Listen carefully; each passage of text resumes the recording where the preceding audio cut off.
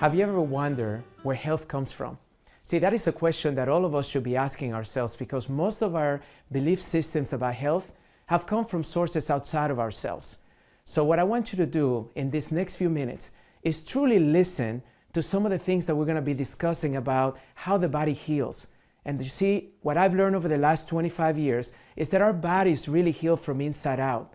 And right now, this journey that we call life is one that we realize that if we don't have and don't fulfill our health potential, we really will never fulfill our full life potential. So we're going to talk a little bit about this healthcare reform that we're having. You see, because right now we realize that the healthcare crisis in the United States and around the world is being caused because we're living in a different paradigm. We're living in a paradigm that tells us that health comes from outside in rather than inside out. And I realized that there could never be true healthcare reform until there is self-care reform. You see, because self-care is about you. It's about the choices that we're making every single day. And I want to talk to you a little bit about the three planes that the body stays healthy in. Because the first plane is the physical plane. And you see, in the physical plane, it's interesting because the most important thing that one can do is to actually have what I call healthy eating. When you have healthy eating, you have nutrients to the bodies where you can actually pick things like an apple. You know, an apple has fiber, and that also reduces any type of digestive problems that you may be having. We also have things like berries that are antioxidants, and that's going to help build our immune systems. And we also have things like avocado, which are like healthy fats, and that's going to decrease inflammation. But you see, I want you to understand that just our healthy foods are not enough. We must include some supplementation. And we got to have our vitamins and minerals. And we have to have the things that are going to help us perhaps reduce our blood pressures and increase our mental abilities to think for ourselves very well. The other thing that is very important in the physical plane is that we have to have what I call active healing. And that's the exercise that we have every single day. And there's two primarily purposes in exercise. Either you can do strength exercising, which is going to actually allow you to move our bodies and build our muscles and be toned as we get older. But also you can do aerobic exercises. And aerobic exercises is when you take a brief walk, or you can also be able to take a class, a Zumba class, and you can start dancing, or maybe do a little bit of yoga. Those are the things that are going to help us primarily. Now in nutrition, I want you to understand that there is what I call the anti-healers. And the anti-healers are primarily your sugars. We must reduce our sugars. See, every time that we take a soda, we're putting many teaspoons of sugar into our system. And you know that the average American is consuming 150 bags of sugar a year. Imagine visualizing 150 bags in your garage. That's what most Americans are consuming.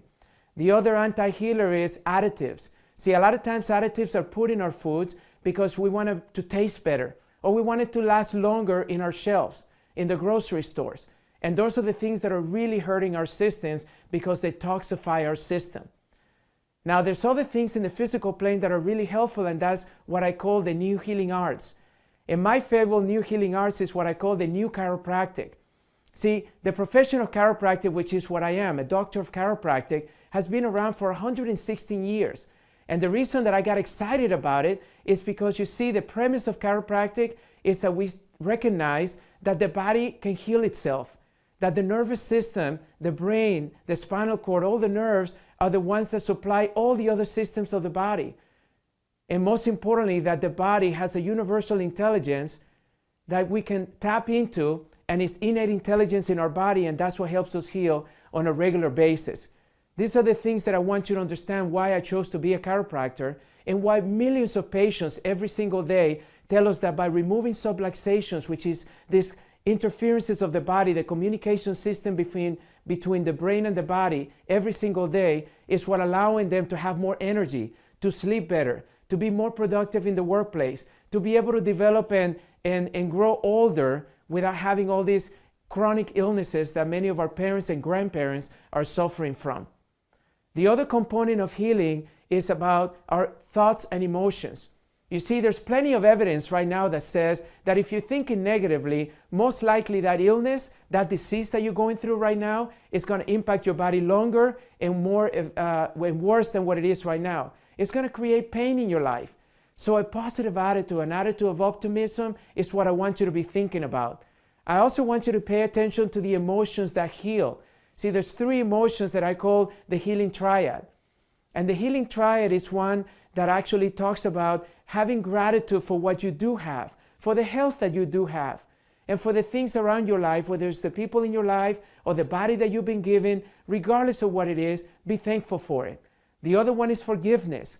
We must forgive ourselves and we must forgive our past. See, there's many evidence right now that shows that many of the feelings of resentment, the feelings of anger, the feelings of hate is what's causing a lot of our illnesses today. So I want you to release those emotions. And most importantly, I want you to recognize the most powerful emotion that heals, and that's love. And it's the kind of love that I call unconditional love, that is true acceptance of yourself for who you are right now, and for the people around you for who they are. I also want to talk to you a little bit about the healing spirit, because you see, there's plenty of evidence that shows that the people that are believers are the ones that are the healthiest. The people that go to church or synagogues or temples are the ones that get healthy from conditions that other people take longer to heal. So I want you to practice and exercise your healing spirit by getting and tapping into a source greater than yourself, and most importantly, the meaning of life for you, the purpose of life for you. The good news is the fact that you're sitting right now at your chiropractor's office, and that is the first step to take to actually self-heal. Because you see, this chiropractor is already removed the interferences within your body that are keeping you from being healthy. We call those subluxations. And then remember that the chiropractor is going to remind you that the power that made the body is what heals the body. And for more information, and as a step 2, I want you to consider reading this brand new book that is going to be available everywhere, called The Power of Self-Healing. Because in this book, we go over the details of everything that we just talked about today, and it's going to take you step by step into really addressing what is proper to eat and when to eat, and also the physical activities within your body that allow you to be successful and healthy. And most importantly, the spirituality that connects you with something greater to yourself and bring meaning into your life. So please join me in reading The Power of Self-Healing, which is going to give you the details that are going to allow you to fulfill your health potential. Because once you fulfill your health potential, you will honestly fulfill your life potential.